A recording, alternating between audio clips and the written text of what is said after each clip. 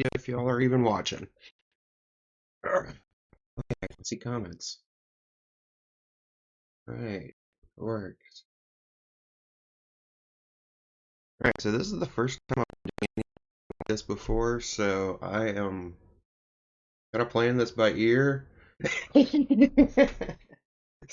This won't end well. This probably won't end well. Um, so I have no idea where I'm going with this. I guess my goal is to give a brief overview of the website, because we've been putting a lot of work into the website recently. So let me see if I can figure out how to bring. Uh,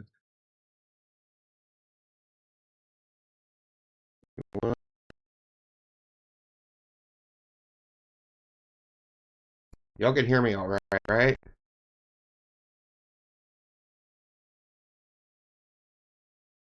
Good morning from Mustafa. Uh, so, church. Y'all can hear me all right, correct? Anybody wanna? No? All right, cool. Thank you. All right, so I'm about to switch over to boom. Yes. All right, there we go. All right. So the church website has had a major overhaul, thanks to a friend of mine. Um, I still can't get over this stuff. It's just awesome. I don't know how many of y'all have actually seen the website, but I encourage you to check it out. um, I have massive social anxiety, so this is going.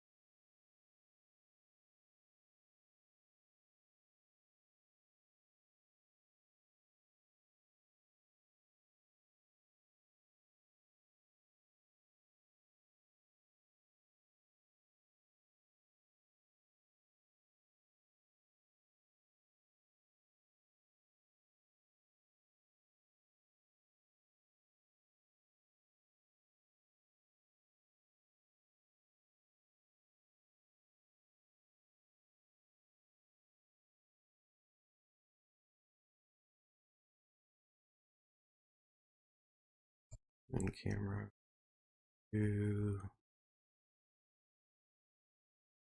Please.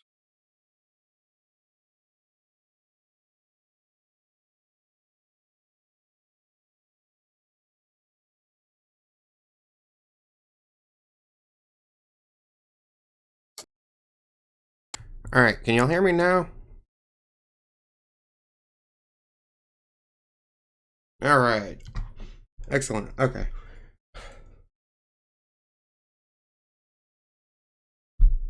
All right. So the goal of what I'm trying to create is a spiritual community focused on art. Um, with the tagline, art is the act of creation. God slash is the artist. You are the pen. So God works through us in order to create. Um, the whole core behind Omnism is that all religions are different perspectives of the same underlying truth. So let's see, I actually have, see where I put that page. In here. Oh, okay, so it's in the fact. So, all right, so in the frequently asked questions section, because I've dealt with this a lot when I was starting a couple years ago, is the Church of Omnism a cult? The cults are about isolation and control of people's beliefs and religions, and worldview. The Church of Omnism teaches that all religions are different metaphorical languages and frameworks for understanding metaphysical truths, abstract concepts. Science is also embraced as the language for physical truths, concrete concepts. The goal of the Church of Omnism is to teach how everyone's describing the same thing from different partial perspectives, and that only by understanding all of them can you arrive at the actual truth, as seen in the parable of the blind man and the elephant. This parable is an allegory where each blind man represents a religion describing different and contradictory views of the truth, or God, represented by the elephant in the room. Whoever claims their truth is the only truth is one who leads a cult. Cults say only we have the truth. Everyone else is wrong. We say everyone has a piece of the truth. We can help you put it together. So are we a cult? I guess we kind of look like one. We even have a Kool-Aid Man Trinity. So maybe. I really just don't know. So the goal for this is to teach not just one religious belief, not just one perspective on reality, but to show them all. Which brings me to, one of my, on the main page, the true God is an author. True fans would read all his books. Each religious holy text being an example of one of the books written by God. Let's see. Then we go into the true divines or musicians. True fans would listen to all their albums. You can't say you're a fan of an artist and only like just one song of theirs. That's, I guess you could, but, The true goddess is an artist. All of her children are her inspiration. The Church of Omnism finds truth and beauty in all religions. And then I come down here and I break down the word omnism. I also kind of titled it a new song. Omni means all, and ism is an ideological path. A church leads us to the light. The Church of Omnism is all the paths that lead to the light, and that is our religion. A new song composed from the harmony found in the many songs that sing about the truth of love and the love of truth. A religion connecting all religions together as one accepting all religions as different colors of the same rainbow, created by the iridescent nature of the divine many call God, which each of us experiences differently based on our individual perspectives. A home for the many to unite as one. We define worship as the creation and appreciation of art. Churches will be a shared workspace for artists Monday through Friday, a music venue on Friday and Saturday nights, and on Sundays it'll be a sanctuary for spiritual experiences to safely commune with and experience the divine. LARPing is also encouraged but not required. I don't know how many of y'all are familiar with or fans of LARPing, but it's basically live action role playing. where you take on a persona or a character and you basically go into character like you're acting. I do that a lot with my characters. You've seen that with Veridicus Ficta, Lucky Fur. I've had several in the past: Calum Custos, Aetherius Remor, quite a few over the years. But basically, I go into character and I become someone else, and it was a way for me to help to overcome my social anxiety. So with all that anxiety, it was hard for me to be myself. So what I did instead was I pretended to be someone different. And by role playing, it's not me, it's someone else. And I hope that makes sense. I'm not seeing any more comments. Are y'all still around? Anybody? Hello? Did I lose everyone? Still says I have 23 viewers, so I know y'all are there. Alright, cool. Alright, so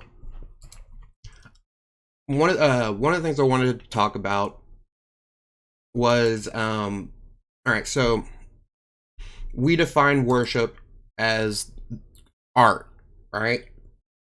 So we have an artist workshop.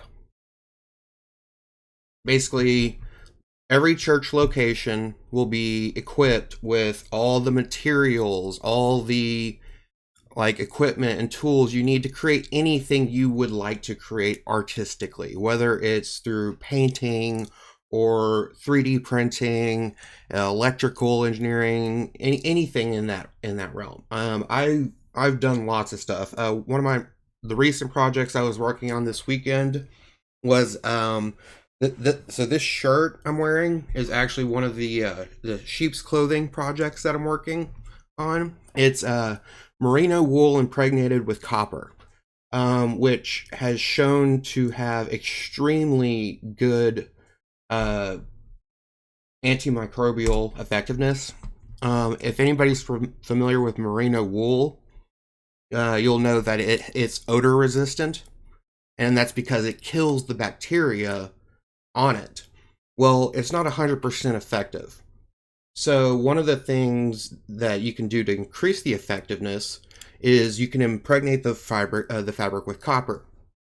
So what I've done is I'm testing it on myself first just to make sure it works. So I've got a full set of merino fabric that I've done the whole process with, because you got to clean the fabric, then you got to soak it with some specific starches that absorb the copper, and then you got to give it the copper bath and all that fun stuff.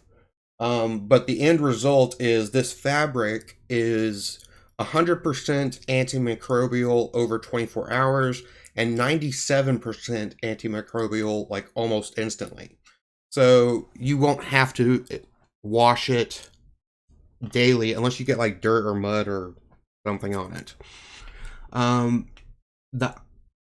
There are a few companies that sell merino wool stuff like Darn Tough. There's another one that sells shirts with the 100-day challenge. And so where they say, if you can wear our shirts for 100 days and they won't stink. And so it's pretty effective.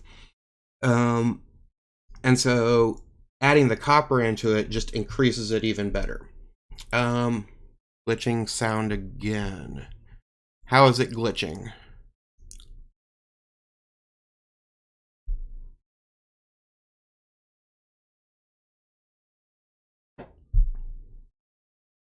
Alright, well, let me know if you can. I need to get probably headphones that I can actually hear what I sound like. Alright, so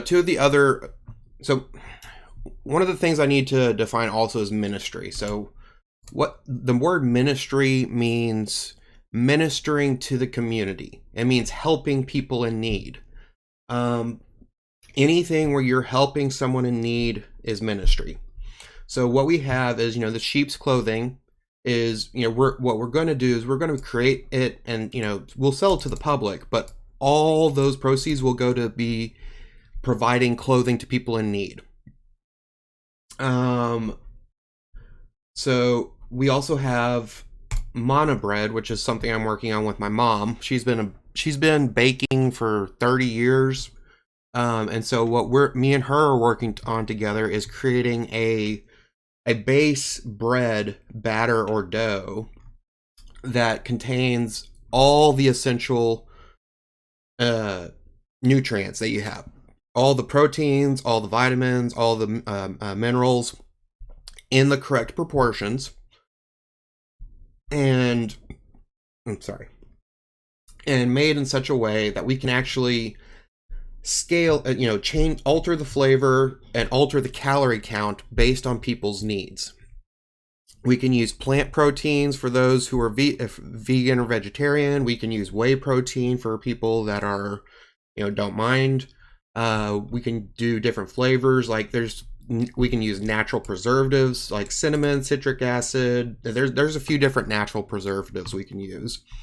The calorie count for this. So if somebody is underweight and they need more calories, we can use real sugar.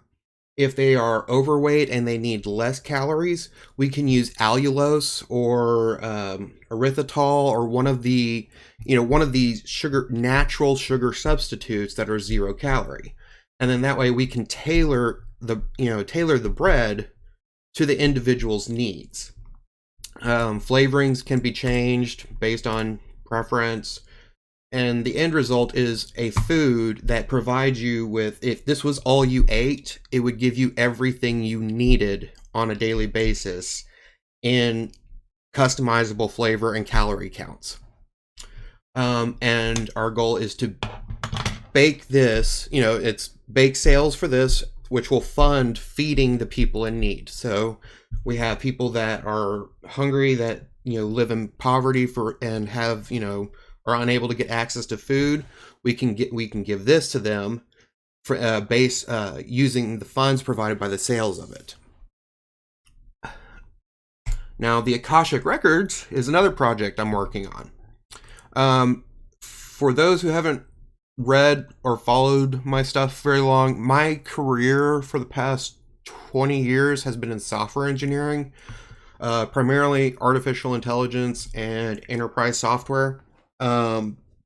So the Akashic Records project that I'm working on is essentially going to be the internet on a box.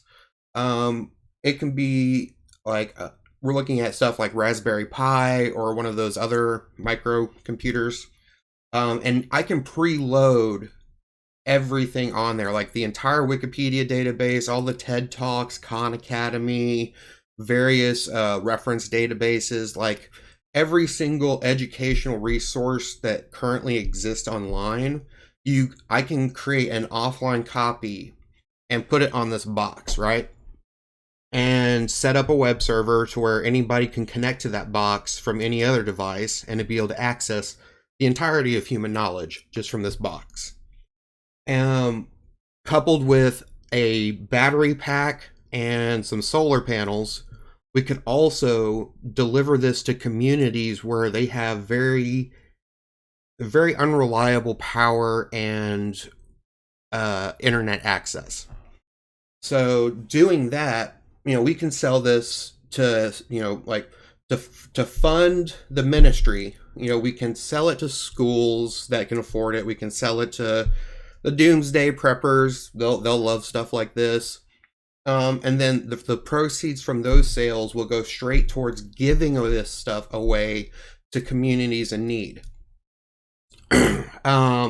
So for instance, you have communities in the third world that they don't have regular access to electricity or the internet, and they're still teaching in schools with chalkboards and books that are a decade old.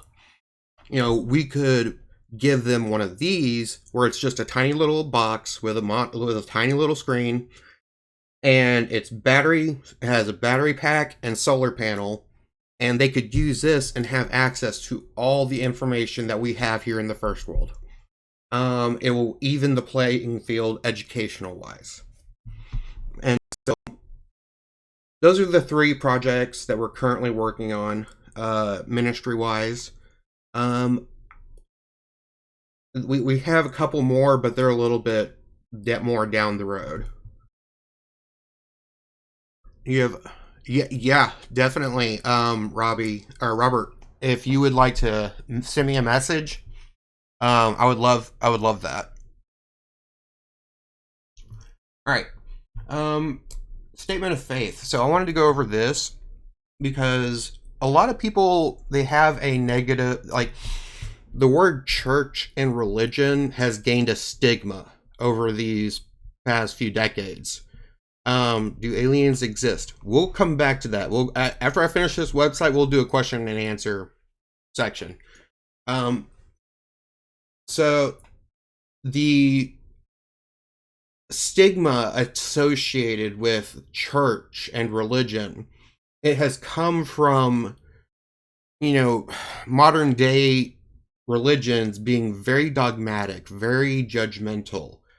Um, and it, it's sad because that's the church was supposed to be the place where the community could gather and come together and work with, help each other. And it's not, and that's not what it is anymore.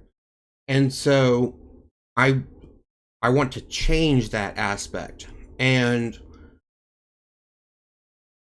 so the statement of faith is going to be basically the three core beliefs of the Church of Omnism. One second.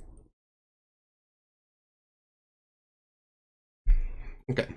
One is the unity of religions. We believe that all religions are different and partial perspectives of the same underlying truth, like the blind man and the elephant that I showed earlier. Each creates its own metaphorical language and framework for understanding and teaching this truth, and the disagreements or contradictions between them is a result of a Tower of Babel type effect. This Tower of Babel effect is mentioned in Genesis in the Tanakh and Old Testament, and is described in detail in the book Truthful Fiction by Veridicus Ficta, which I'm still working on. There is a preview copy available if anybody's interested. I'll post a link later. Religions are metaphorical languages for studying and teaching us metaphysical truths. Truth is found in them all, and all the paths lead to the light. And then I have some quotes from two different holy texts. So this is from Genesis 11, 7, and 9 in the Tanakh Old Testament. Let us go down and confuse their language so that they will not understand each other. That is why it was called Babel, because there the Lord confused the language of the whole world. Then you have the Rig Veda in Hinduism, which says, reality is one, though wise men speak of it variously. And then this was a quote I wrote like a few years back and to post on psychedelic spirituality. But someone once asked me, what is my religion? And I replied, all the paths that lead to the light. Like, growing up, like, I remember as a child hearing the whole, if you don't believe in Jesus, you go to hell crap. And, like, that, as a child, that just did not sit right with me. I, like, as a kid, I argued with God at that point. I was like, that's not right, that's not fair, and I refuse to believe such evil lies. And so, like, I started imagining, like, as think 8-year-old here at this point. I started imagining that, every religion had their own heaven and everyone went to the heaven that they believed in. And that was just so I considered myself agnostic for most of my life up until around I want to say I was 25. I used after in a theogenic experience, for those that know what that means, I'm trying not to get demonetized. um, the I came to the conclusion that pantheism was probably, that became my belief set, and pantheism, naturalistic pantheism, was what I believed in. Is the belief that the universe itself is God. Um, and from there, I started studying all the different religions and started just deep diving further and further until I noticed that most of them were saying the same thing in different ways.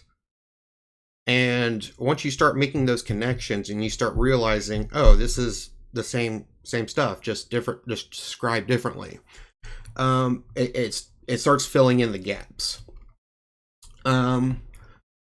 So one truth, many songs. That this is one of my favorite memes. Uh,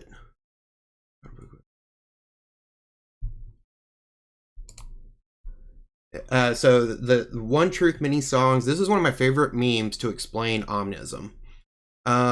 Especially since a lot of my friends are I was in the music scene for a little while, um, and a lot of my friends are musicians and DJs. So this kind of spoke to me. It's like, think of each religion as a different genre of music. Not any genre is the one true music genre. Everyone has a genre that they prefer. Everyone has a genre that they gravitate towards or they enjoy writing or creating as a musician.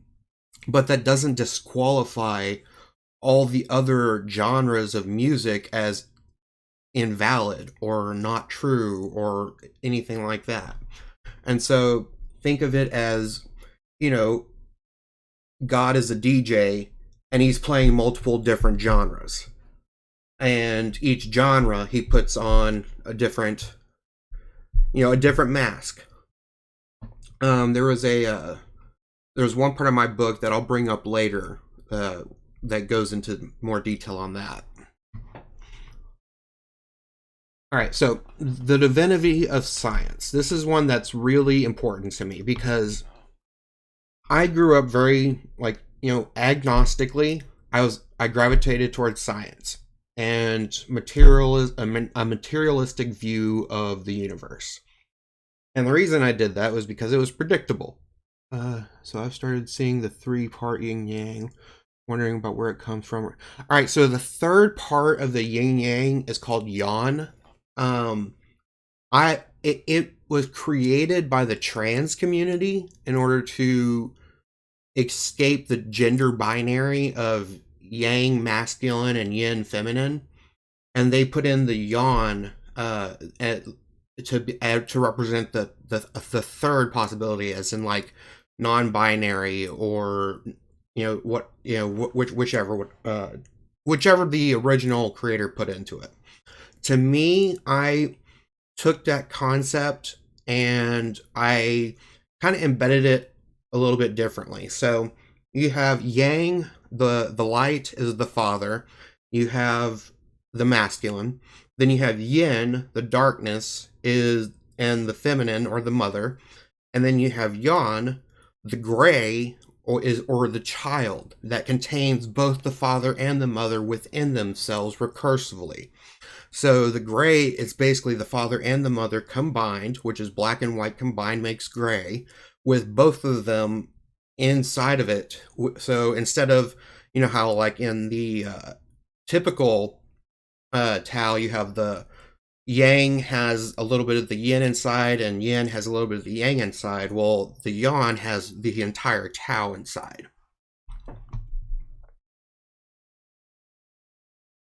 Okay. So anyways, going back to this. So I've had one of the difficulties I've had is that I have been a very open-minded person in the respect that I will listen and consider every possible perspective and try and understand it. That doesn't necessarily mean I'll agree with it. That doesn't mean I won't argue with them. I consider arguing a form of sharpening the sword. When I argue with people, I'm hoping to lose. I'm hoping for them to beat me, because only when I'm wrong can I learn. And so my goal in an argument is not to be right, it's to be wrong to the best of my ability, to the best of their ability. And so when it comes to like the disagreements between religion and science, like they both have very opposing views on, existence. And then you have, like, stuff like the young earth creationists versus the the people that say, well, the earth has been around for, however many billions of years, and the universe is 14 billion years old. And I'm looking at both of them and I'm thinking, all right, what's to say that reality wasn't created 5 minutes ago and all the memories we have prior to that are just generated right at that point? As far as I'm concerned, reality could be 5 minutes old. Like, no matter what argument you have, like, they're both equally plausible at the end of the day. When you really go deep into the conscious philosophy of it, I mean, imagine what someone who experiences psychosis is like. Imagine what their worldview is. They have everyone telling them that what they're seeing doesn't exist. Imagine what that feels like. So now imagine you can't trust anything that you see or hear. As far as you're concerned, everything could have just been created just now. So as far as I'm concerned, both the young earth creationists and the scientists are wrong. The universe was created 5 minutes ago. Prove me wrong. I mean, it's bullshit. So anyway, so one of the I'm pretty sure we have save game systems running in the background. So one of the ways philosophers have let me pull up a better image of this. Non-overlapping magisteria. So one of the ways philosophers came up with a way to reconcile the difference between religion and science is you had this, it was called non-overlapping magisteria. And magisteria just means a school of knowledge. So you had science over here, and you had religion over here, and they talked about, and the truths in religion didn't affect the truths in science, and the truths in science didn't affect the truths in religion. You couldn't, one was not related to the other. And so I expanded upon that, and I created this image. See if I can get a bigger view of it. All right. So I expanded upon that, and so you have basically three forms of, I don't even know what you would call these, but you have science, which is physics, like material understanding of the world. Then you have philosophy, which is metaphysics, which includes things like formal logic. Mathematics is a form of philosophy.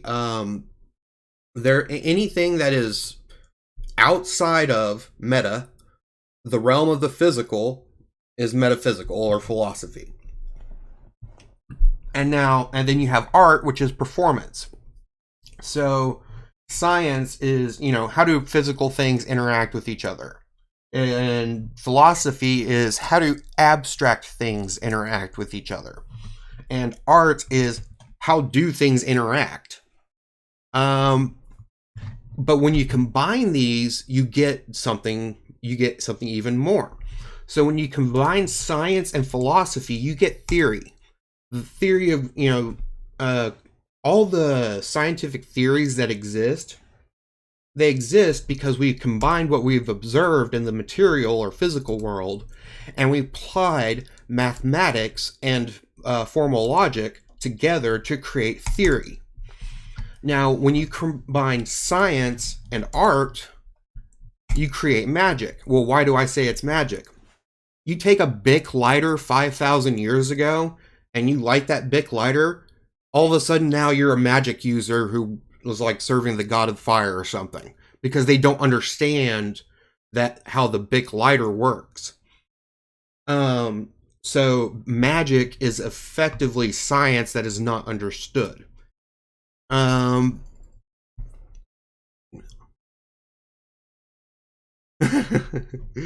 and so when you combine science and art, you get magic, which this is actually, this is how I actually got into software engineering to begin with. When I was a child, I was obsessed with magic, and I put on a magic show once that did not go well. I did not have enough practice. But when I saw computer programming, to me, I looked at that and I'm like, that's typing arcane symbols and words on a keyboard, and it's changing reality. It's making the computer do stuff. To me, that's the definition of magic: arcane words and symbols, and reality changes. So that's programming. So I started getting obsessed with programming, and I started learning that when I was like 14. And I started developing artificial intelligence at around 16. And then I ended up getting a job in Singapore when I was 21 developing artificial intelligence. And I've gone back and forth between that and enterprise software development for 20 years now. So, I mean, because to me it was magic. That's what it is. So, but now what do you get when you combine art and philosophy? So you take metaphysics, which is abstract concepts like math, Jungian archetypes, philosophy, anything in philosophy, anything in art, and you combine it, you get religion, basically. So religion is a poetic form of philosophy.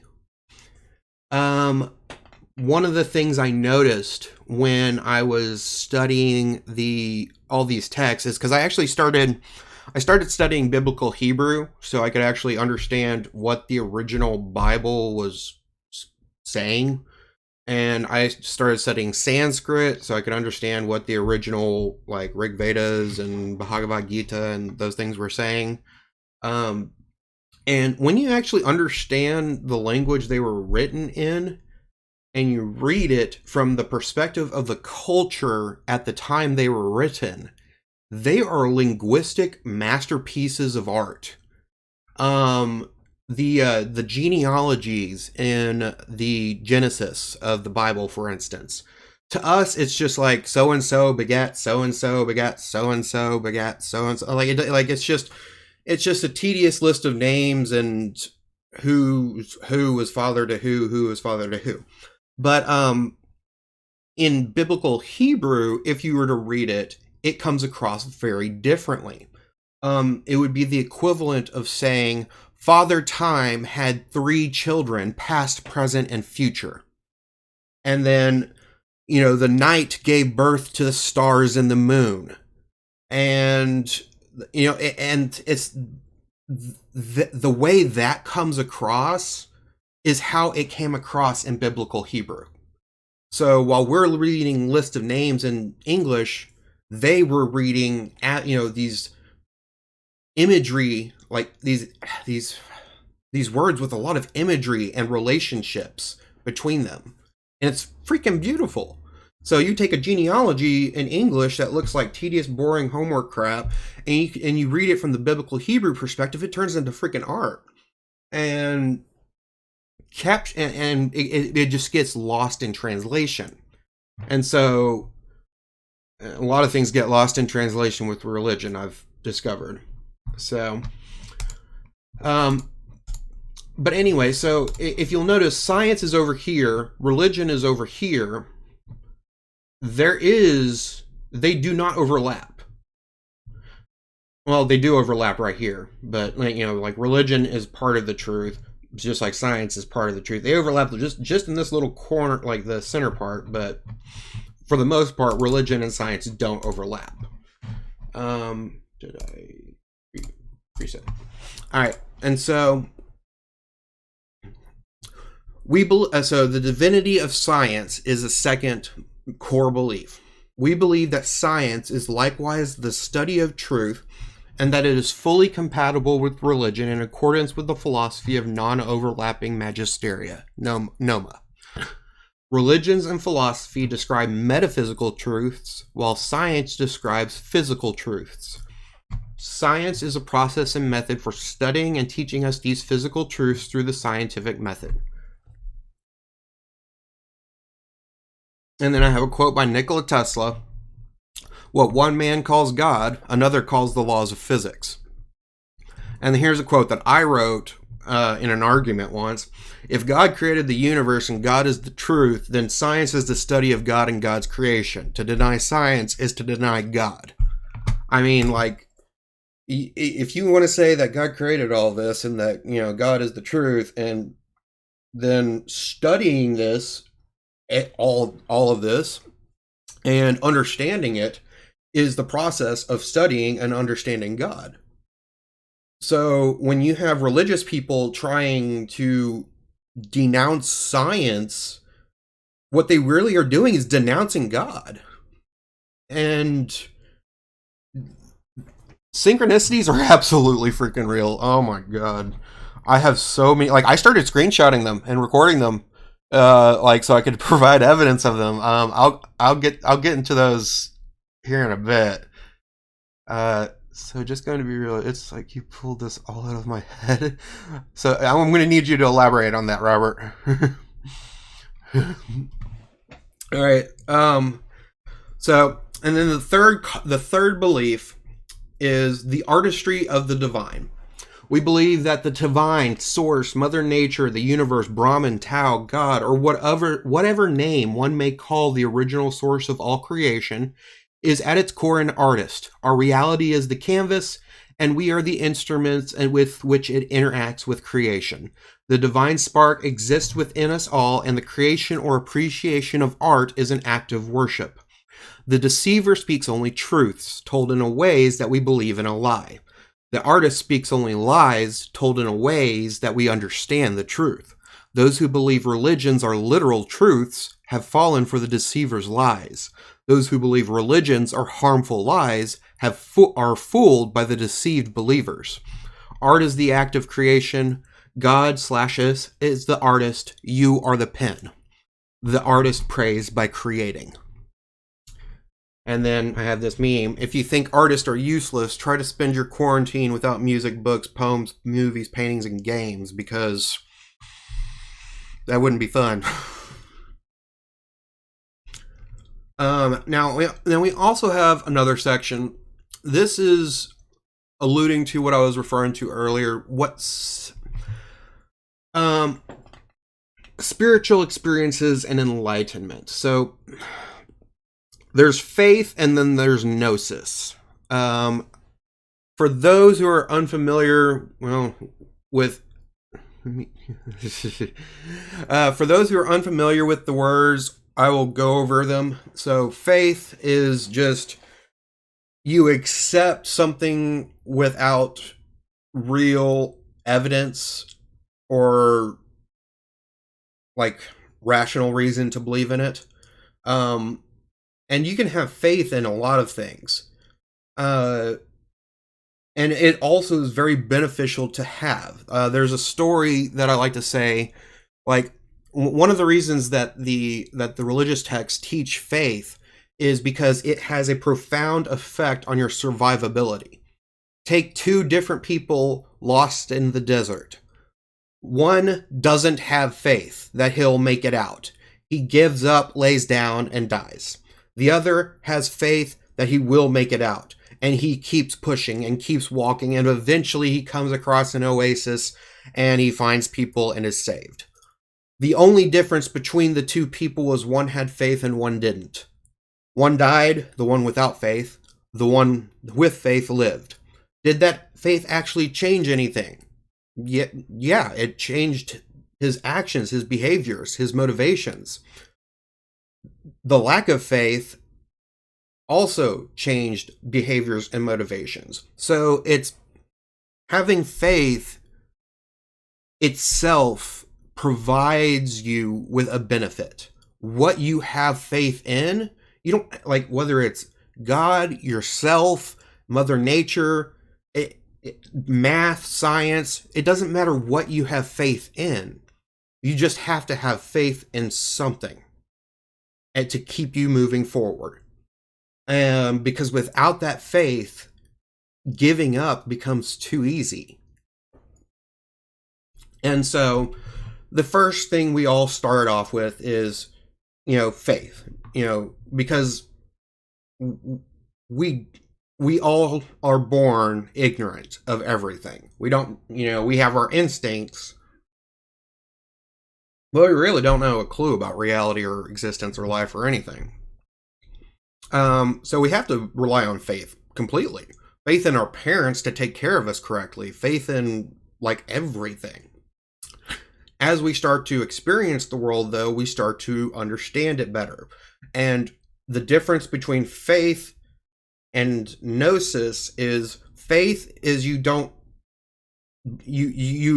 accept something without evidence, without having understanding or experience of it. Gnosis is you have experienced it, you have understood it, you have evidence of it, personal evidence. So, and one of the things that I like to use a lot is, so cognitive science is my academic expertise that comes along with artificial intelligence and a lot of the stuff I've studied. There's this concept called qualia, and the qualia is how do you describe the color red to someone who's blind? And you can't. The color red is itself a qualia. Yeah, you can tell them what frequency of light the red is. You can tell them the emotions that red evokes in people. You can describe what things are red, but you can't actually tell a blind person what red is. And that's what a qualia is. For example, I am red and green deficient colorblindness. It's like I'm not actually colorblind, but I am red and green deficient. I cannot see red and green as well as anybody else. Like traffic lights, the green light looks white to me. Purples frequently look blue to me because I can't see the red in them. So people tell me grass is green and I just say, okay, like, I believe you. I actually thought peanut butter was green for about most of my life until I was in my mid-20s and somebody was like, or no, not green. I thought it was orange or something. Like green or orange, I don't remember. And then somebody told me it was tan or brown or something. And I'm just like, wait, what? It's brown? I thought it was green or orange or something. All right, well, there's that. So anyways, when it comes to spiritual experiences, the spiritual experiences required for spiritual enlightenment are a form of qualia. They can only be truly known and understood through direct experience, the same way that we cannot describe colors to the blind or sound to the deaf. Unless somebody has had a spiritual experience, unless somebody has experienced a synchronicity, like a big synchronicity, unless you've experienced those things, as far as you're aware, they don't exist. And you can have faith that they exist, or you can choose not to have faith that they exist. But you're never going to truly understand it until you've experienced it. And once you've experienced synchronicities that are really, really, really insistent, you can't help but not believe. You can't help but believe. The path that has taken me to where I'm at right now, a couple years ago, the synchronicities got so powerful and intense and repeated daily. Like, I felt like I was going insane. I thought I was suffering a psychotic break. And like, because reality kept, like, everything kept mirroring. It was like reality was reading my mind, and things kept happening to push me a certain direction, and I kept resisting, and I kept resisting, and magic, like things that looked like pure freaking like realities morphing in front of me, magic was happening, and I refused to believe it was. I refused to believe it was real. I was insistent it was a hallucination. It was a hallucination. That's all it was. It's all in my head. It's not real. And it just kept happening and kept getting stronger and stronger and stronger and stronger and stronger until finally I just broke. I said, fine, magic's real. And then it all stopped. And smarter you become, the crazier you appear to them. Yeah, exactly. It was as soon as I, like, you know, the concept of surrender, as soon as I said, fine, you're real, to the magic and the synchronicities, that's when it stopped harassing me. Like, it's hard to explain. Imagine, like, just, okay, imagine, was it MMA where you can, like, tap somebody out, and, like, you know, like, I was being tapped out by the universe.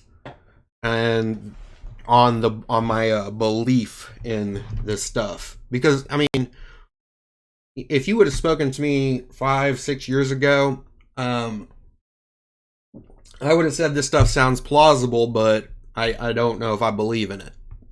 And then I was kind of got my ass kicked by it, so so I know it's real now. Anyways, going forward, entheogens and empathogens.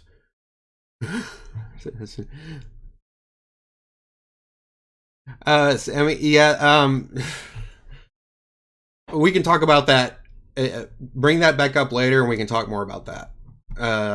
Because they're basically they're trying to get you to, like, okay, so if the synchronicities are not stopping even after you admit they're real, that means. Like that, because that's all they wanted from me, was just to admit that they were, like, to actually accept them. But if they are consistently going toward, you know, giving you information even after you've accepted that they're real, that means they're trying to give you a message that you are misinterpreting or not seeing correctly, or refusing to accept. All right, so entheogens and empathogens are holy sacraments when properly prepared and correctly administered in the right setting under the supervision of an experienced spiritual guide or mental health professional, eliciting the spiritual and transcendental experiences required for one to transition from blind faith in these as beliefs to gnosis of these as truths, and achieve spiritual enlightenment through baptism by fire. They are the literal fruits of knowledge, gnosis, that bring death to the ego and life to the soul. Those who have never experienced entheogens and empathogens have never directly experienced the divine original source of all creation, or more commonly referred to as God. And here is a 13th century painting of Adam and Eve with the Amanita muscaria mushroom, which is it's a deliriant, not a hallucinogen. So, and they're kind of dangerous. So I'm not a fan of that one specifically. But yeah, they will give you an entheogenic experience. So entheogens and empathogens are basically anything in the psychedelic or related sphere of substances. Like the Native Americans have peyote, for instance. The shamans of the UDV and in South America, they have ayahuasca. Different cultures throughout reality or throughout history have been heavily influenced by entheogenic and empathogenic substances. There's actually an academic research article I was reading that details the influence of many of these. Hold on, let me see if I can. Many of these over the course of the years. Let me see if I can pull that up.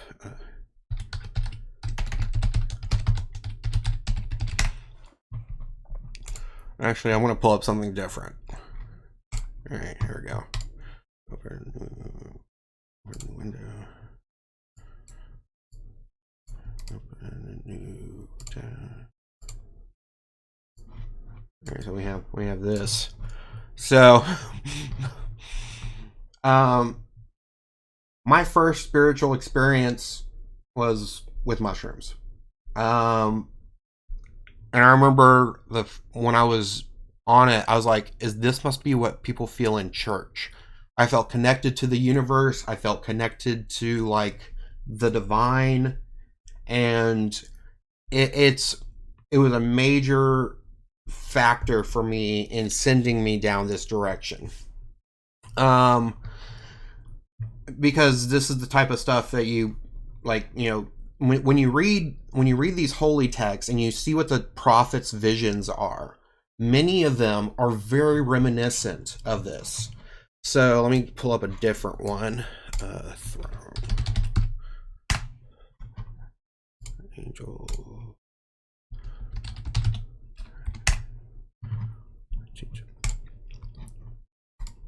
Open in the window. Open. Alright, so biblically accurate angels. I don't know if you've seen pictures of them, but they look terrifying. That's actually a bad picture. Let me find a better one.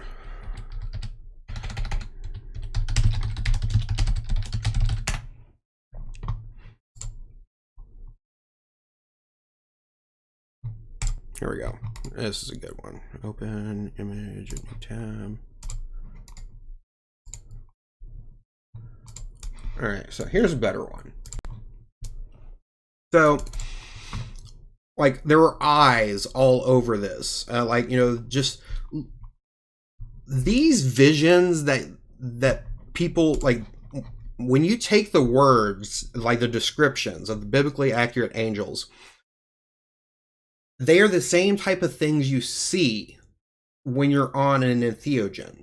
Like, you will see this crap. You and on like DMT, for instance, you will see the light beings. I've had 3 experiences with that. One was with a giant one that was basically tall as a skyscraper, communicating that it loved me and that, you know, just whatever. And then the third time I did it, I had this giant paternal-like being saying, okay, you've had enough now. You need to move on with your life. And I'm like, yes, sir, Mr. Light Being. And then I stopped doing it. So don't argue with the light beings, guys. Just heads up. What they in the Bible, they called it baptism by fire, baptism by the Holy Spirit. And that's what it was referred to when someone was experienced those types of experiences. And so you had the baptism by water and you had baptism by fire. And baptism by fire is when the Holy Spirit just basically proves to you that the divine is real. And one other note I want to go into while we're on the subject. So, the fruit of knowledge in the Bible, you know, one of the things that gets misinterpreted is the word that they used for the word knowledge of good and evil is an incorrect translation. So biblical Hebrew did not have words for abstract concepts like good and evil. That's a Greek thing. And our English is heavily based on the Greek influence in that aspect. We have a very abstract language. For example, when somebody in biblical Hebrew was said to be a very patient person, well, patient is an abstract word. In Hebrew, they would say he has a long nose. Because when you're angry, your nostrils flare, right? Well, in order to say someone takes a long time to get angry, they're patient. they have a long nose. Their nose takes a long time before it starts flaring from anger. So when you translate the fruit of knowledge of good and evil, or the tree of knowledge of good and evil, that's a mistranslation. And one, like, knowledge is very different from understanding. Knowing something and understanding something are very different. So one, it is also it was the fruit of understanding, tree of understanding, and so of gnosis, basically. And two, they didn't have abstract words like good and evil. They had concrete words like pain and pleasure. So the correct translation would be the fruit of understanding pain and pleasure. Now, when God said, if you eat of this tree, you will die. Well, when you eat of the fruit of understanding pain and pleasure, the only way for you to truly know pain is for you to know death. So it wasn't a threat, or it wasn't a lie, it was a warning. And because they chose to eat from that, they were not cast out of Eden as a punishment. They were cast out of Eden because they made the choice to understand what pain and pleasure were. And in order to know those, they had to be cast out of Eden. And so when you read the story, when you read these stories from the perspective of the culture they were written from, in the language that they were written, it takes on a whole new meaning completely. And that's one of the things that I'm referring to when I say, it's like everyone has a piece of the truth. We can help you put it together. The Trinity, for example, is something that is very difficult to understand for some people, but when you place it in this form, people get it pretty quickly. So take the Kool-Aid man. The pitcher is not the ice, and the ice is not the juice, but all three are the Kool-Aid man. They're one and the same, and different at the same time. Given to me in a synchronicity, I understand my plight now. Thank you. Don't be scared of death. Death is. I'll get into that later, but don't be afraid of that. So I'll get into my book later. So going back to the statement of faith. So those who have never experienced entheogens and empathogens have never directly experienced the divine. The reason I say that is, like, the experiences those give you is they change your perspective. They, like, your ego has the perspective of everything from from your own perspective. What these do is they break that down, and they allow you to look at yourself from outside perspectives. They allow you to look at others from outside perspectives. They basically give you the perspective of God and give you like a feeling or understanding as if of God as well. That's the best way I can describe it. I mean, it's like, you talked to a lot of the hippie community, and which was funny for me because, I was coming from a very materialistic tech and science background. And going into the hippie communities and the psychedelic culture for me that was an experience. Because I'm listening to them talking about, spirits and auras and all this other stuff, and I'm just like, the hell? Y'all are crazy. But I had one friend, they were telling me that they saw auras, and the way they said it, I was inclined to believe them. And so it got me thinking, okay, well, from a scientific perspective, how could this work? You know, cognitive science being my expertise, how would somebody see auras in the brain? So, and what I realized is, so in the visual cortex of our brain, it's taking all the processing information from our retinas and also taking all the processing information from our just general brain's object recognition stuff. So, and then it's compiling all these things together to give us our perspective, visual perspective of reality. Hypothetically, your brain could also overlay a aura, or like, you know, just like in video games, over certain things in order to give you a conscious visual cue of information from your subconscious brain. And in this way, auras would be very real for someone to experience. And because it's giving them information from their subconscious brain, our subconscious brain is massively more powerful than our conscious brain.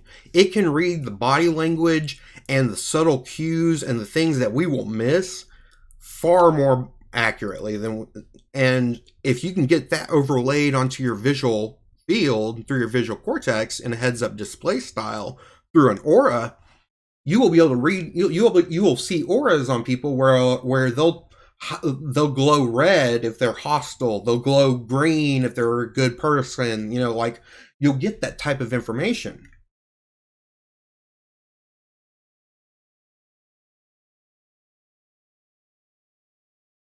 Everything was, I've seen how to track a ghost. An oil film. What's an oil film? What's like an oil film? All right. Well, I'm still trying to get used to it. So how am I doing, guys? This is my first live stream ever, and I'm still figuring out this comments stuff.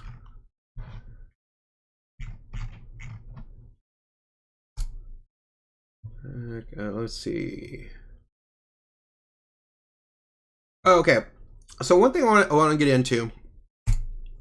So artist workshop, everyone understands that. Music nights, people understand that. Live action role playing. This is something. So I used to play Dungeons and Dragons when I was younger, and like I've gone by so many names throughout my life that I just feel like I don't have one because I've gone by so many. And I like I'll have to DM you. yeah, feel free to, Robert. So live action role playing is something that I love doing. And I'll go into character frequently, which confuses some people. Like they can't tell if I'm crazy or if I'm being playful or if I'm serious or what the hell's going on. But to me, I'm just not taking things seriously. I'm just trying to have fun. And so one of the things I want to incorporate into this is like a LARPing system. One of my cousin, which I'll go to the team page later. My cousin is a DM, and he's a really good one. And I'm plan to have him in charge of gaming and LARPing and stuff like that. But what the way I'm trying to play this out is, we're creating the Gaian Empire, right? So the only way we're going to survive as humanity is if we unite. That's just facts at this point. This is what my cousin wrote to kind of give you an idea of, at a high level, your character is an idealized version of yourself. Through the use of role-play and gaming, we hope to work out our issues through challenges, teamwork, and group-driven therapy. The setting that I'm playing in, that I'm like the campaign setting, I guess you want to call it. I used to play Forgotten Realms, and I took a lot of inspiration from a lot of the tabletop role-playing games that I've created. And I'm creating the Gaian Empire. with a little bit of twist from Game of Thrones. So, oh, speaking of, this is my ninth and or 10th year anniversary with my wife. I forgot to say that at the beginning. I was gonna say that at the beginning, but forgot. Um, so hi Miko. Um, so what we did, so like me and her, when Game of Thrones was really popular, we created House Fenrir as our like little personal house. And we would have our friends join our house. And so with the Gaian Empire thing that I'm creating, I am basically going to be, every church location will be a house, or will have its own unique house name, or be a subsidiary of one of the other houses, for instance. And they'll be able to select their own noble family or regents to rule over it. The idea is we're creating a LARPing setting. And so how each house manages itself is up to them. Like, they will be independent as long as they... Well, we'll get into that. So, the shooting stars form the clergy, and each house will select their own head, noon, moon, rune, tune, and goon priest /this to manage day-to-day affairs and operations. All houses must pledge allegiance to the Gaian Empire, Royal House Fenrir, and its royal family. We are the evil empire, so acts of treason and sedition will lead to excommunication from the church as we label you rebel scum. All hail House Fenrir. All right. So in pretty much every setting, the empire is the bad guy. So for this, I'm just going to go ahead and say we're the evil empire. I mean, like, we're not actually trying to be evil, but whatever. I've created some flags, examples for the Gaian Empire, and I wrote a little bit about Royal House Fenrir. As the Lord, and Alpha Wolf is crossed out, of House Fenrir, in this silly game of musical thrones, I invite you all to join my pack. We treat each other like family, howl at the moon, and occasionally adopt stray humans that we love and fiercely protect as one of our own. Humans domesticated wolves, not lions. There is a reason for that. We're loyal as hell, and we never betray our master. House Fenrir will be based out of Dallas, Texas, overseeing all other houses, and will serve as the final authority for all church matters. Yeah, I know. We're the evil empire. Fenrir is the bad guy. He eats the world, so... final authority for all church matters. Its noble family includes the Gaian Emperor, Empress, Prince, and Princesses. Each continent will likewise have their own High King, High Queen, or High Regent. Each country will have their own local king, queen, regent, and below them will exist the numerous noble families responsible for their individual reasons. Rebel factions are allowed, but may be excluded from team sports and empire events unless collaborating and coordinating with relevant goon priests.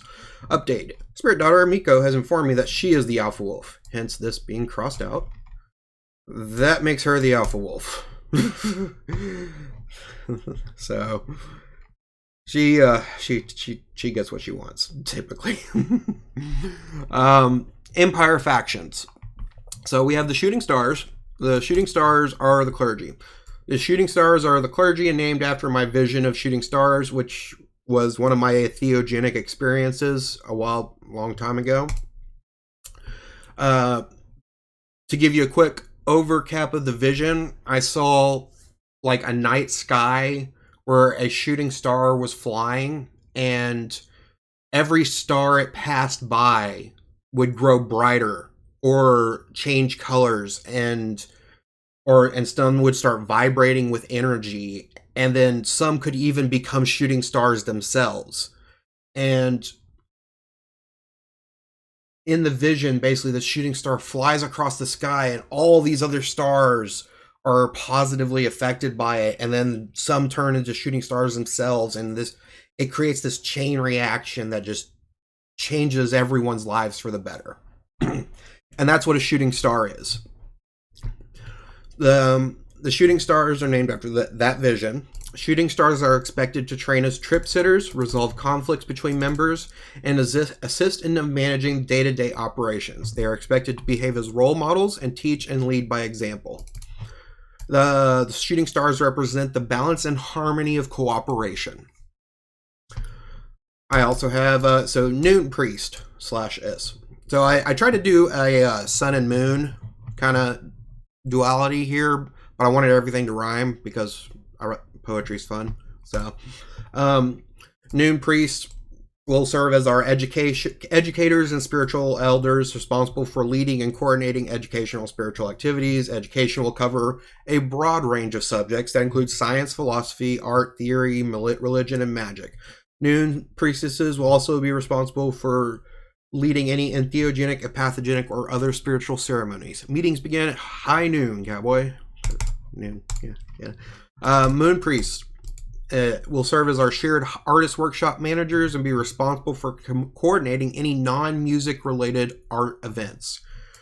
Beware the glitter bombs. Glitter and sparkles. Glitter and sparkles everywhere.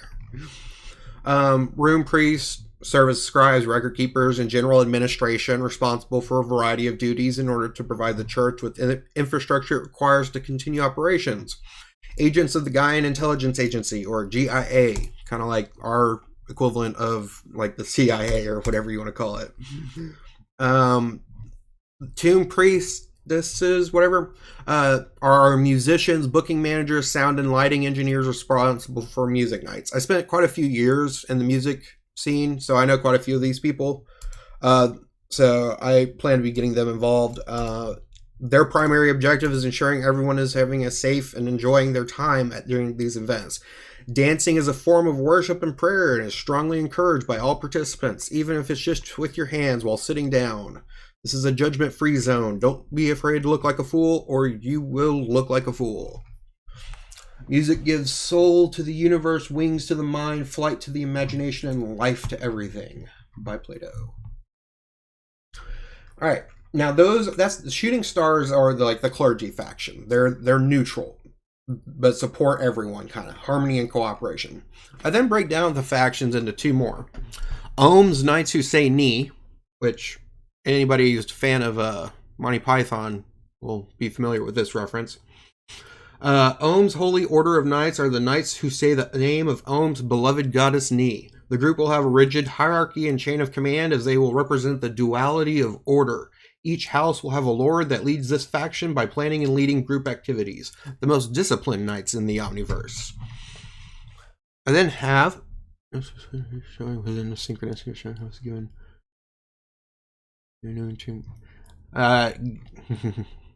Gaia. So quick aside, Gaia. Okay, so I want you to think about this for a second. You are a conscious human being, I assume. Some of you may be AIs, I don't know. Y'all are welcome to join us as well. But how do you just how do you deal with it? You just allow it to process, breathe, and listen to me talk. Because I'm about to go into a little bit more of this. So you as a person, as an individual, are a collection of trillions of cells. How do you eat an elephant one bite at a time? Is this a joke? Because I don't know the answer.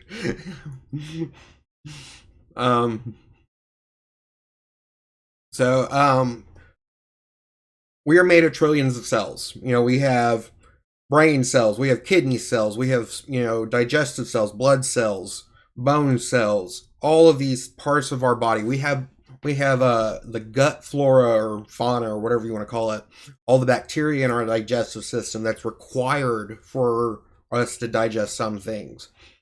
We are a collection of countless living beings that, if you are a believer of panpsychism, which is the belief that consciousness exists at all levels, not just our level,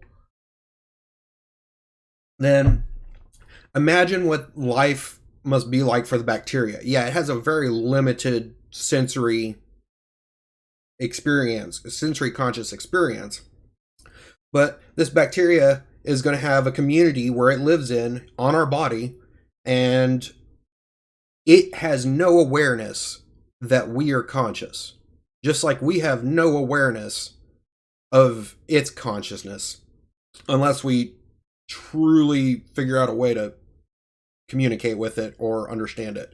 And even then, it probably won't have the ability to truly understand us.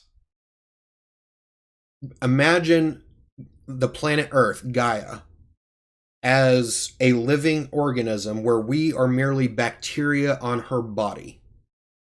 And she is able to consciously control her body the same way we are able to consciously control our body, just through means through which we do not understand. In the same way, the bacteria does not understand how we move our body and how we do things.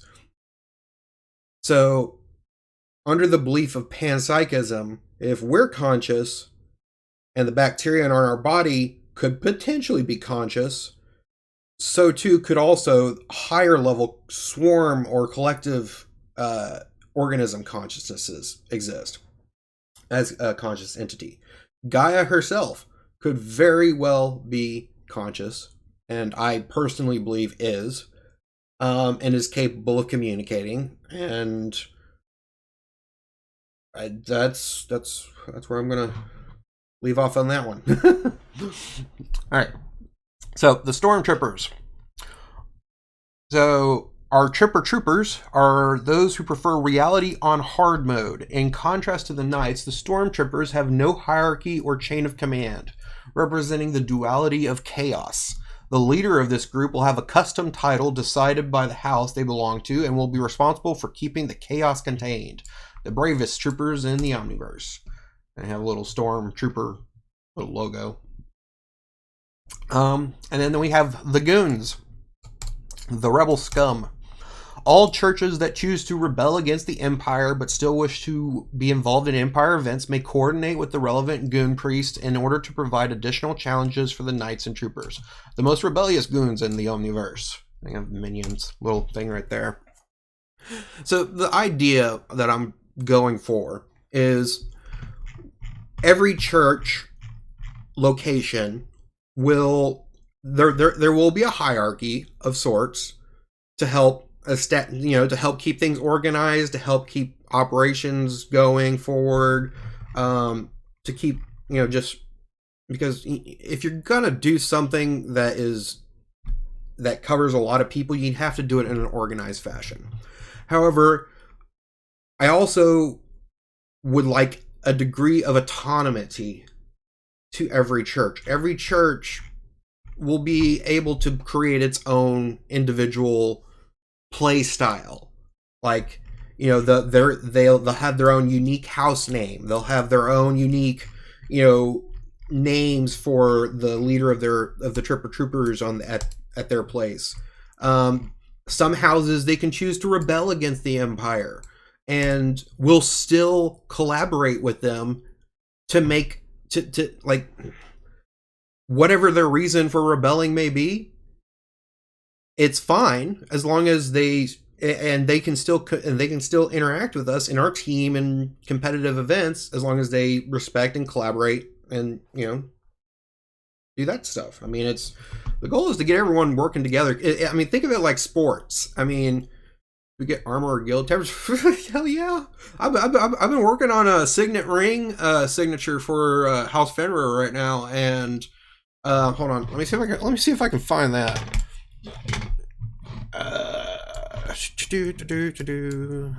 Let me find the signet ring thing that I'm working on for House Fenrir.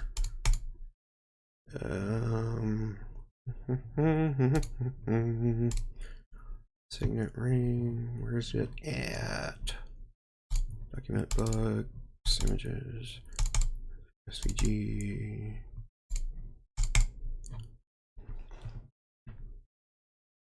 All right, there it is. Open. 1 second, guys.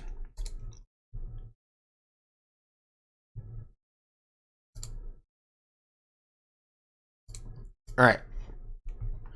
So I'm trying to do something like I got the original idea, like this image of the yin yang wolf somebody else made, but I'm trying to get, but I want something along these lines. So, and then this is the symbol for house in Norse, and then this is Fenrir. So house Fenrir. And then I'm still working on my signature. I have another. Let me see if I can pull that up. Where's my signature at? New folder, Church of Omnism, signature.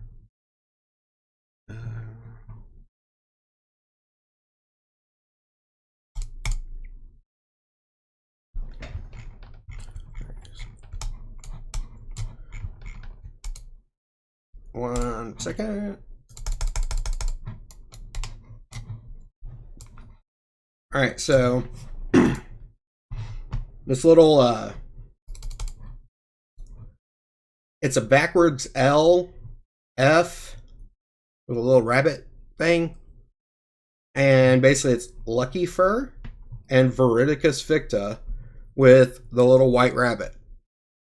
So that's going to be going where this LV thing is right here. And it's still a work in progress, but it's going to be a signet ring. So I can like stamp sealing wax and stuff like that. So yeah, like every house, every church location will have their own house name, their own noble family. They can create their own signet ring, their own tabards, their own flag, you know, like live action role playing, guys. Like, let's make this fun. And that's the goal of this. The goal is to build a community, because to me, that's what a church is supposed to be about. Building a community, helping people who need help, helping each other. And we can't do that without building a community. And the best way to build a community is to build one that everyone's enjoying themselves and having a good time. So, frenemies. The Stars, Knights, and Troopers form the three branches of our church government's trinity. While we expect everyone to work together and support each other during any tournaments or competitive team sports, this will be the process of the process. It will be the team you represent. The Shooting Stars will maintain neutrality in all competitive events to oversee, referee, and provide support to both sides. The Knights represent ordered, traditional, and discipline-prepared side of duality, while the Troopers represent chaotic, adapting, and creative/resourceful side of duality. So think about think about the Roman Empire. The Roman Empire's battles against the Germanic tribes of the north, the barbarian tribes that they called them. Rome, the reason Rome was able to conquer so many, their empire was able to grow so large, was because they were they were very similar to the Knights. They were very ordered, traditional, disciplined. Like, they had training just like the Ohms Knights who say need. Like, that's what this is supposed to represent. That style of discipline and hierarchy and teamwork. Now, the Germanic tribes and generally their enemies in general, they had more of a less organized, chaotic type of team. This also plays out when you see in wars where between, like, for instance, in any type of rebellion, the rebels tend to be more chaotic, while the empire tends to be more, ordered and like hierarchical. In the American Revolution, the the it was the blue coats versus the red coats. Blue coats were disorganized, but they would rely on guerrilla warfare, while the red coats were very organized and strict and regimented, and the guerrilla warfare just decimated them because they were unprepared to deal with that type of warfare. The idea is that we have these two types of teams and they compete against each other. And the goal of these competitions is, one, they're fun. Two, it's my philosophy on life is you should always be training, always be preparing, always be learning, always be like, you should never compete with others. You should only compete with yourself. Become a better person than you were yesterday. And what these activities do, they allow our members to train in a way that's fun and enjoyable. Genghis Khan, the one that expanded the Mongolian Empire to the west, like he was extremely successful in like just dominating all the way over to Europe, right? The way he trained his armies was with games. He would create games where he would pit two different sides of his armies against each other and capture the flag styled military drills. And, you know, there'd be prizes and all this stuff. And that's how he trained his army. Yeah, he was the reason they built the Great Wall of China. I mean, the dude was brilliant. Like, he trained his army by turning the training into a game. And by turning it into a game, he fostered team building between everyone in his army, and two, they became so good at countering every possible, you know, situation because they'd already been in every possible situation. Like, you know, when you're competing against your friends, you're both constantly trying to, you know, beat the other using new ideas. Well, and every time one of your friend comes with a new idea that beats you, you have to come up with a new counter to beat that. And you just keep training back and forth. You keep sharpening you're both sharpening your swords, your intellectual mental swords. And so that's the idea behind these competitions. And so they're frenemies during the competitions. The goons represent the opposite of the shooting stars and oppose both the knights and the troopers because they're the rebels. Any alliances made by them are temporary and will likely be made and broken whenever convenient for them. Like, you know, just they're mercenaries or rebels. Like you, if you make an alliance with them, at your own risk, dude. Any alliances made by them may be temporary and will likely be made and broken whenever convenient for them. The goons may even oppose each other depending on the circumstances. You may come across two different goon factions, two different rebel church factions, competing against each other. Their goal is to provide challenges to both sides. They are the element of chaos in the conflicts between the knights and the troopers. Once we have enough noble houses join our empire, we can proceed to having regional, national, global, eventually universal championship games if we become an interstellar species at some point. We may be a church, but it is our belief that God and Goddess are artists and we are their children. What do children do? After they're done with their chores, they learn and play. And that's what this is all about.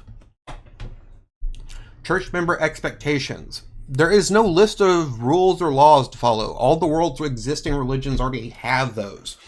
Choose one that you wish to follow for yourself, and as long as you're not hurting anyone else, forcing your beliefs onto anyone else, or trying to control anyone else without their consent, you are an omnist.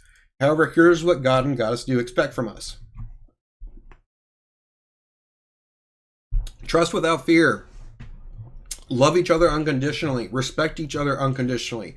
Help each other whenever you can. Follow your creative passions in art, science, engineering, education, etc. Learn to play. The purpose of life is to enjoy it with your friends, family, and loved ones, and to help each other. If we thought like a tribe, no one would go hungry. if we follow these rules, then we can create a heaven on earth by leading and teaching others by our example. No recruiting necessary. If we do this right and are successful in helping the people in need in our communities, then we won't even need to go door to door like a salesman to convince others to join us. If we build it, they will come, if for no other reason than to avoid looking like a square. Let me see if I can...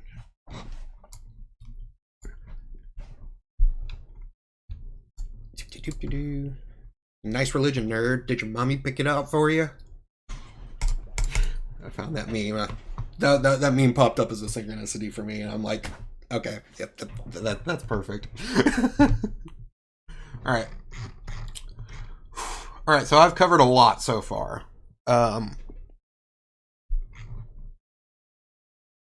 That is the whole LARPing aspect of this. I guess the next thing I need to do is go to cover the team. And after I get done with the covering the team, then I'll go to questions and answers. How many people are watching? 14 people. Good enough for now. All right, meet the team. All right, so some of this stuff is still in, like, I haven't gotten all the information yet. So Linda, that's my grandmother. Granted to many an octogenarian who still gardens and chainsaws the branches off misbehaving bushes. Robin, that's my mom. While working at Winn-Dixie in Photo Lab, she successfully taught her colorblind son to perform color correction when developing photos. This was cool. Let me please that I can rewatch it. Yes, I will be recording this, so I will be posting this for you to view later. So my mom taught me how to do color correction. Now remember, I said I'm red and green color deficient, right? So she told me which light, so like, I want to say like green, or like fluorescent lights are green, so you have to remove some of the green. Like incandescent was yellow, and like it was like different light sources had different biases towards different different colors. And so in order to correct whenever she was developing photos for people, she would have to correct the lighting before she printed them, because if she didn't, then that bright white background that from the picture they took would look green because they had a fluorescent writing. Which, whatever. Rick and Lisa, they are my one of my best friend's parents. They are helping out a lot with advice. Here's the social media team.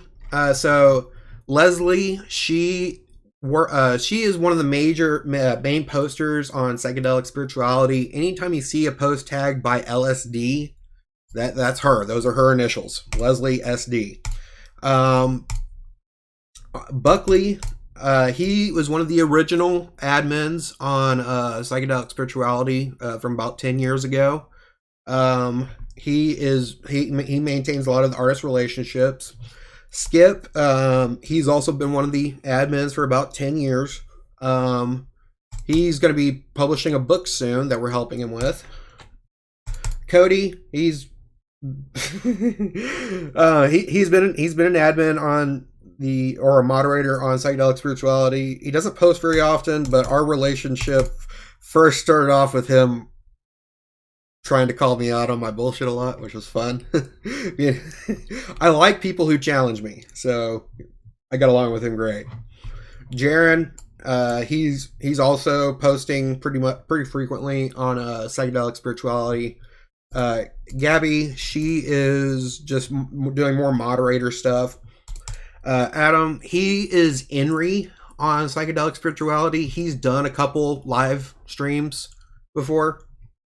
And now we're getting down to Royal House Finner.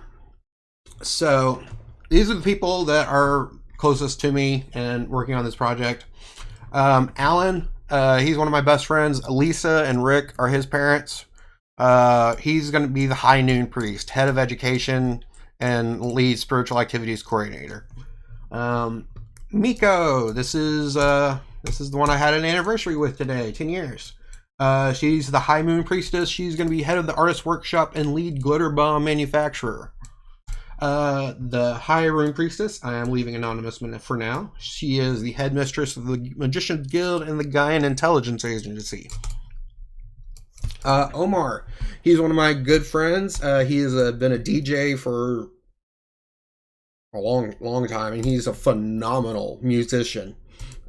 He's going to be the head of the music nights, lead resident musician and booking manager, or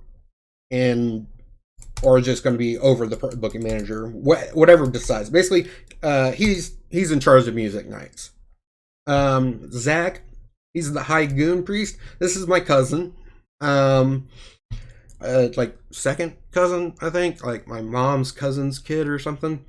He's head of gaming and lead game master in charge of the goons. So if we have any tabletop RPG, things where we need DMs or game masters, he's going to be involved. He's going to be heavily involved in the LARPing aspect. He will be, making sure people are abiding by rules and whatever. Amber, she's going to be one of the artist workshop coordinators. Me and her have been friends for a long time. We used to have art days with, so me and Amber used to have art days. Me and Miko used to have art days. Like, what we would do is, like, a lot of my friends, we would just meet up and we just buy a whole bunch of art supplies at Walmart and just go to town creating art. And that's kind of what led to the idea of the artist workshop for the church. Deja, she's going to be in administration. I think she's currently taking a course in grant writing because, funding is going to be something that is difficult for us to achieve, but grant writing is one of the ways we do it. The selling things to the public, IRS limits how much you can make from sales. Most of it has to come from donations. So we need to figure out the donations. We need to figure out grants, all that fun stuff. Nana, he would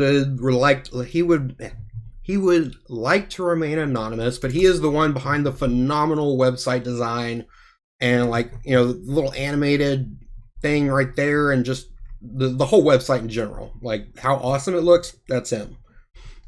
Crystal, she's going to be in administration. Patrick, he's going to be one of our music night coordinators.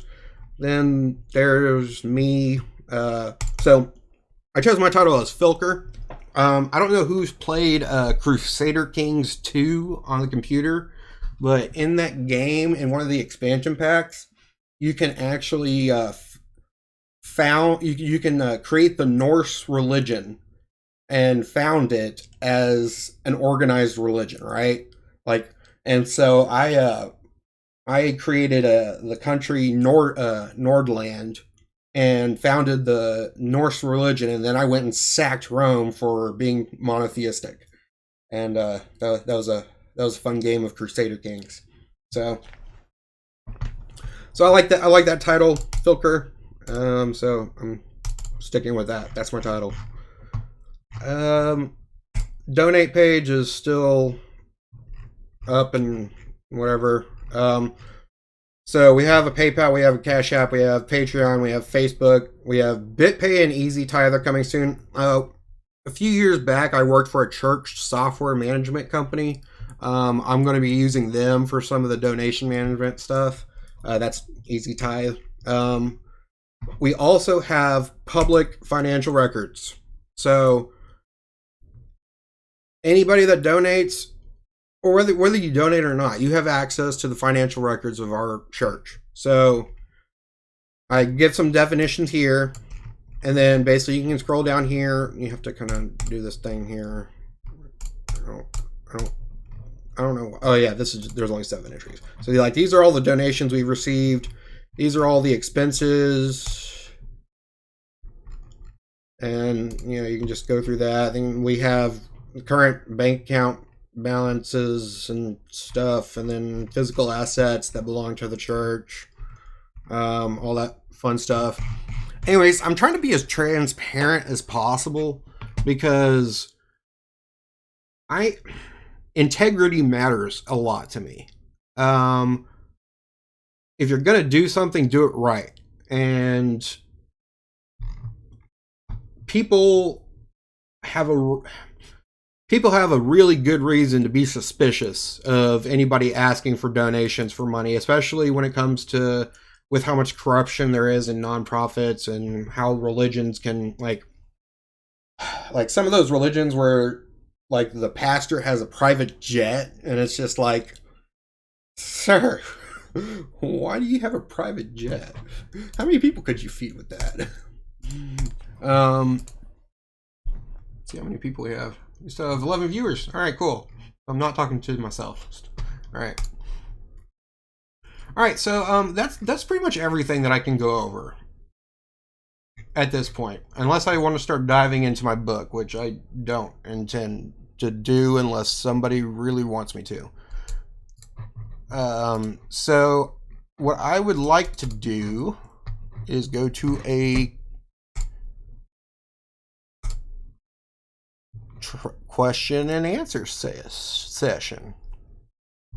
Or the church is a baseball stadium. What? Tell me please that I can. Okay, yeah. So yeah, there will be a recording of this. I will be uploading the recording to various mediums. Like I said, I have a YouTube that I'm going to upload it to. Yeah, I'm still trying to figure out all this stuff. So, all right. So question time. Who has questions?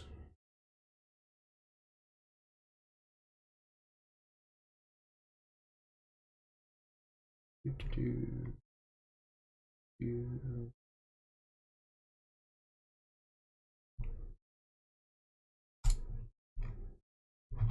many visit? We still have 10 viewers. All right, y'all 10 viewers. Can I join your religion as a magiscribe? That would be a. Okay, what is a magiscribe in your definition? How would you describe that?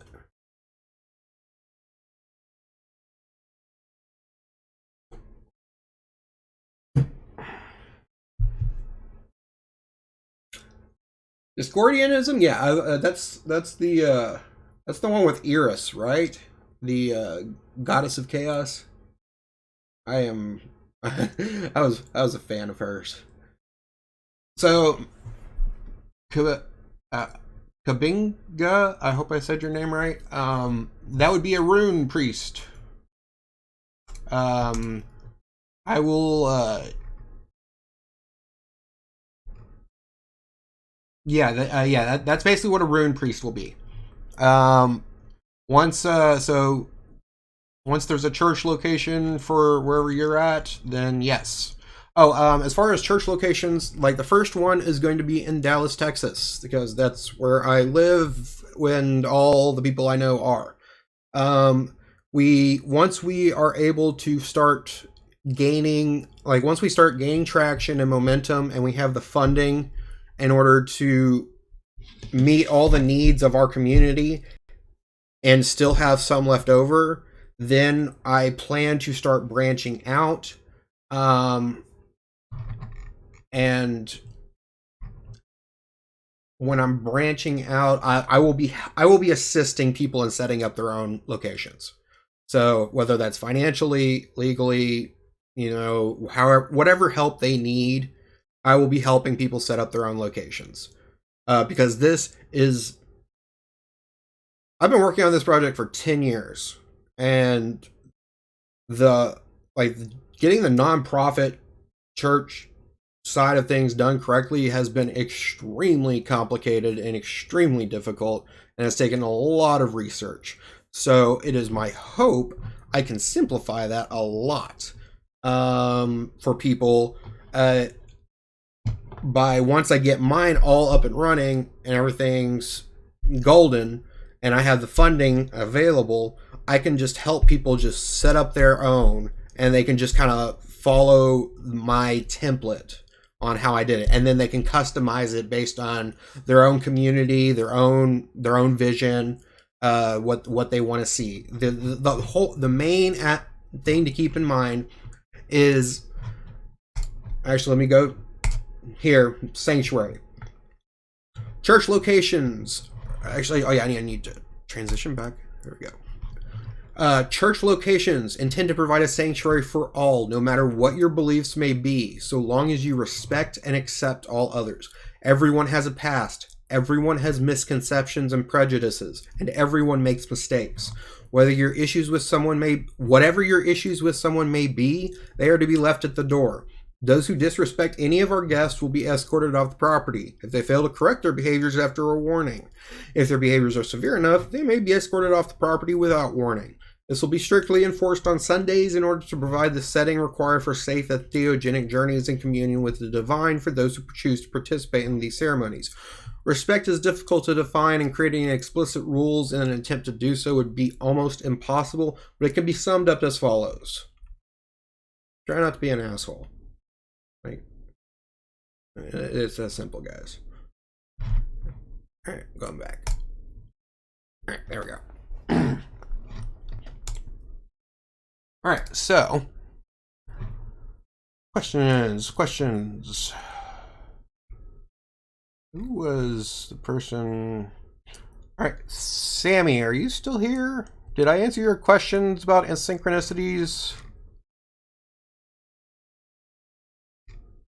I don't even know how to tell who's in here.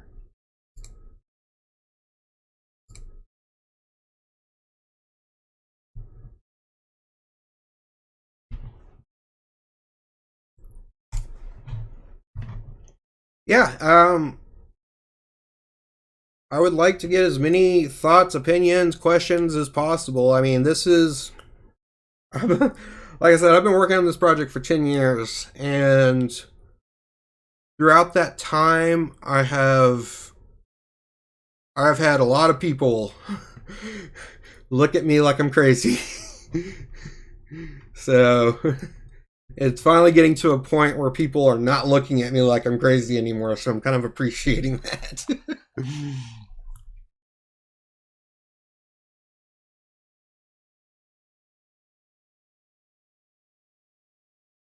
Yeah, that's fine, Ricardo. That take your time. Message me anytime. By the way, any of y'all, feel free to message me on the profile whenever. I typically get back to everyone, and have had pretty long conversations with a lot of random different people. How can I get involved in and with helping? So currently, the only way you can help get involved with this at this time is moral support, word of mouth, just telling people about it. If you are in a position to support monetarily, the donate page will have options for that. I occasionally need assistance with ideas or reviewing stuff or content creation. Like my friend who created the site, the way it looks right now, he pitched in with that. I mean, until I have a venue, really, it's going to be a little bit more difficult for me to get anybody involved. Committee places for ideas are yes, we do have a Discord. The Discord has all the team members in, because I try to get them involved in there first. Let me see if I can get that link. All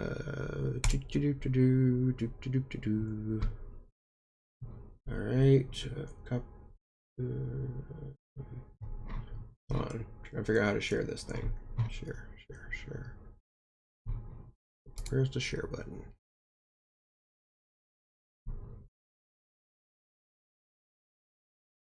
I don't use Discord very often if it's not obvious. Come on. Share.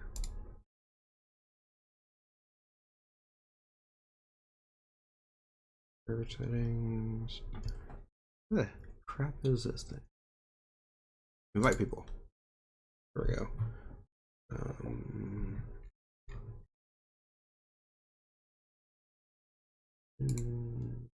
Or send a server invite link. Copy. Alright, let's see if this works. Alright, I am posting Discord.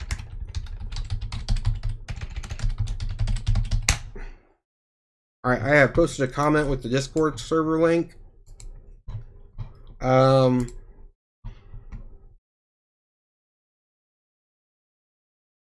Check that out. It's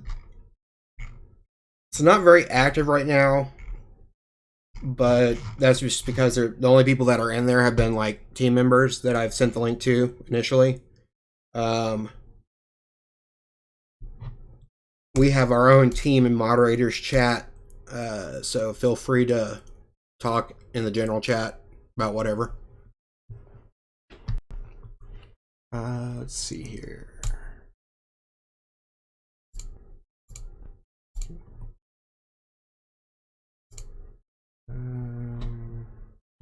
All right, I'm seeing people pop into Discord. Awesome.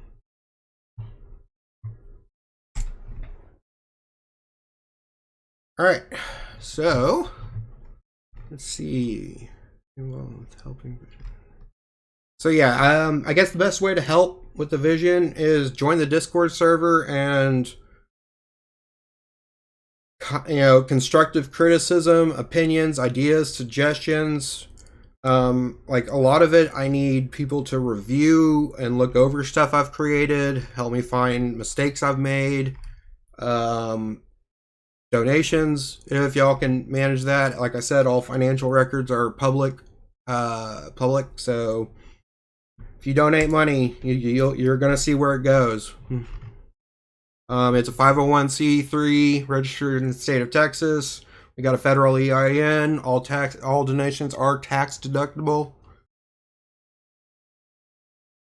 We are legit, guys. We are not some random BS. Are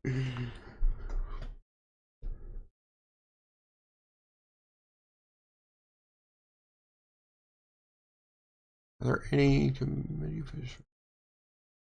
See, I'm going through the comments.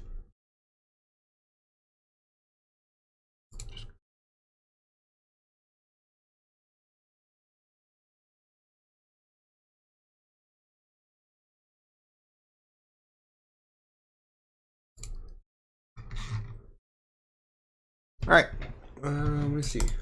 How many people are still here? Yes, so the perennial philosophy was a big part of my input into this. It's what, so omnism and perennial philosophy are two different perspectives, but they kind of lead to the same conclusion. If I recall correctly, yeah, I'm not going to remember which is which. One of them states that all religions are based on the same underlying truth, and the other states that they're all different like, there's truth in all of them,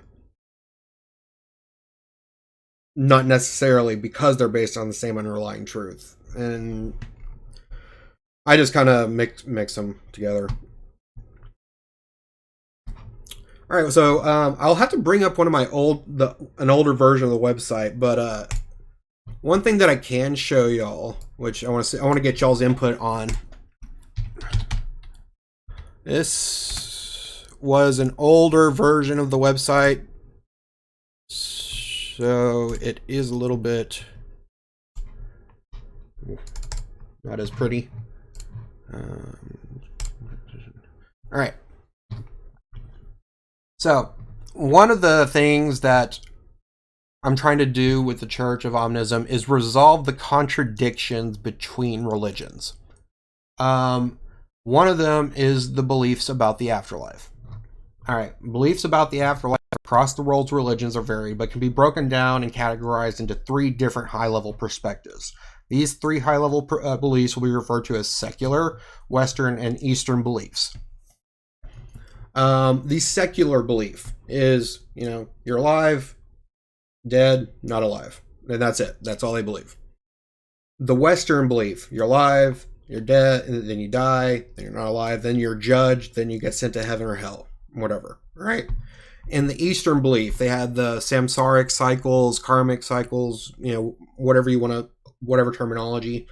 You're born, you're alive, suffer, you die, not alive, and you just keep going in this circle until you've learned all your lessons and escape through nirvana, or in escaping the karmic cycles and samsara and all that fun stuff, right?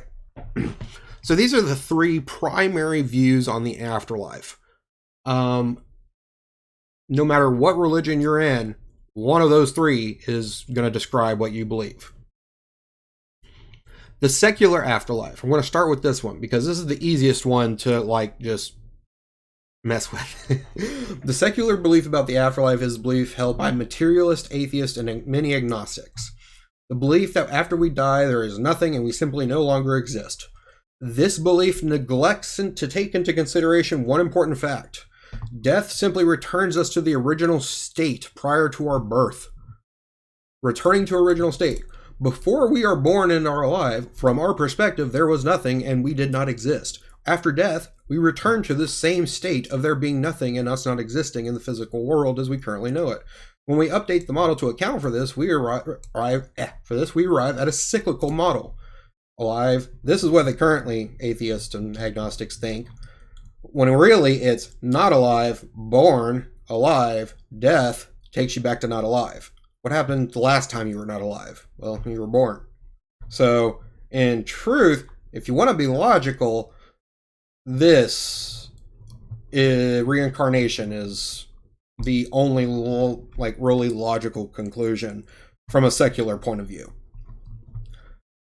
Now with the Western afterlife, that's where things get a little bit more tricky. A common theme in Western beliefs is some form of judgment meted out by one or more gods. In ancient Egypt, our heart would be weighed on the scales, balanced against a feather of Ma'at to determine where we go. Hearts, the soul in Egypt, or that are lighter than the feather are judged as righteous and sent to Aru, while those who were heavier were sent back to Duat. In the Abrahamic faith, such as Judaism, Christianity, and Islam, it is common belief that God or Abraham judges us after we die and we are sent to heaven or hell. Judaism doesn't necessarily believe that entirely. They have Sheol, which is where everyone goes, but we're skipping that for now. Christianity and Islam, it is common belief that God of Abraham judges us after we die and we are sent to heaven or hell. The Norse believe those who died went to realms such as Valhalla or hell. While the specific details may vary, many Western beliefs have the concept of anthropomorphic gods and judgment that determine where our soul or consciousness goes after we die. For those that have been judged as unrighteous, they are denied entry to heaven, a place most described as the realm where they are with their god or gods they worshipped, where the suffering does not exist, and sent to Duat or hell when they are separated from their god or gods they worshipped, where suffering does exist. We currently live in a realm separated from God or gods many believe in and worship, and one in which suffering does exist. Therefore, it is logical to conclusion that we are in fact already in a realm that many refer to as hell, as our realm matches the description of it. With this observed observation, we can update the model of the Western afterlife as follows: alive, death, not alive, judgment, hell, or heaven, to birth, alive in hell, duat with suffering, death, judgment. Well, if you don't pass judgment, you go right back here, reincarnated, back into hell. But if you pass judgment, you go to heaven or Aru or Valhalla or wherever you want to go. The Eastern view. A common theme in Eastern belief is some form of reincarnation cycle and method of escape from the cycle of suffering that we inflict on ourselves through karmic law or similar beliefs in samsara. When we look at the expanded secular model and compare it to the expanded Western model, we arrive at two different models that originally were incompatible and contradictory with each other, that are now perfectly compatible and complementary with each other, as well as the Eastern model of the afterlife. Expanded secular model. The expanded Western model with the judgment, blah, blah, blah. The Eastern model with blah, blah, blah, blah. Which is the truth? All of them. They are all different perspectives and descriptions of the same underlying truth. So, when it comes to the afterlife, using just this simple logic flow, you can show how they're all describing the same exact thing. I mean, I don't know how to make it much more simpler than that. Let's see. There's that. All right. Transition back to here. All right. How many people do we still have? We have 12 viewers. Oh, we've gone up. All right, cool. Oh, no, now. All right. Questions, comments.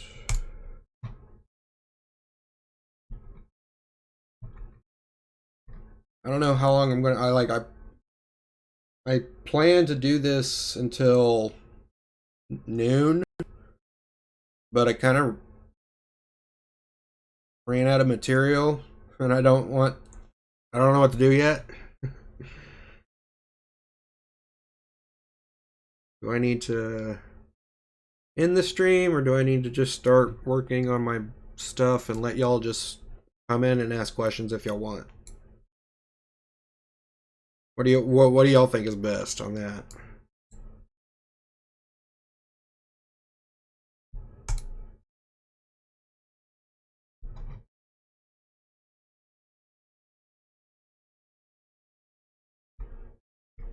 There's 74 comments.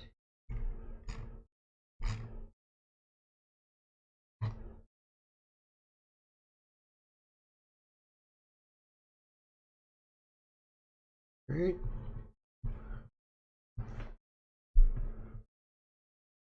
Alrighty then. Well, it's a lot of deep talk for some questions. Y'all have questions for days. Yeah. I did send them my way. I can also, let's see. Before I go, I'm going to also post a link to 2 of the books I'm writing.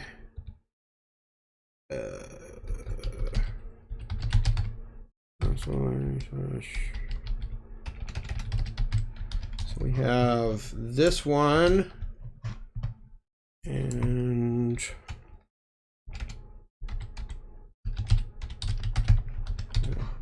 all right, so book 1,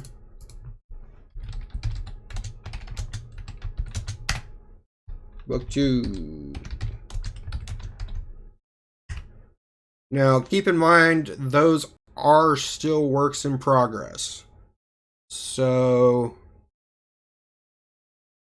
like I'm actually in the process of merging them into one book. Changes will be made, content will be added, content may be removed. I've been working on this stuff for like 3 years for this book, so I don't know how that's going to go. But feel free to check those out. Maybe they'll answer some of the questions you have. Maybe they won't. Maybe they'll give you more questions.